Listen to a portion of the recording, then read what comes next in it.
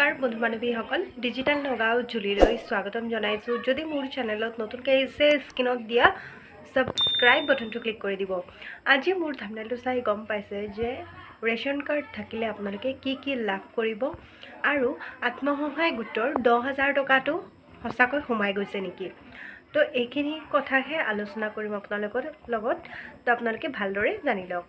তো প্ৰথমতে কওঁ ৰেশন কাৰ্ড থাকিলে আপোনালোকে কি লাভ কৰিব ৰেশন কাৰ্ড থাকিলে আপোনালোকে কি হ'ব ৰেশন কাৰ্ড আৰু আধাৰ কাৰ্ড থাকিব লাগিব তেতিয়াহ'লে আপোনালোকৰ কি হ'ব এটা আপোনালোকে কি পাব অৰুণোদয় পাব অৰুণোদয় আপোনালোকে লাভ কৰিব আৰু যদি আপোনালোকে ৰেশন কাৰ্ডটো এপ্লাই কৰা নাই এতিয়ালৈকে আপোনালোকৰ ৰেশন কাৰ্ড নাই এতিয়াও এপ্লাই হৈ আছে আপোনালোকে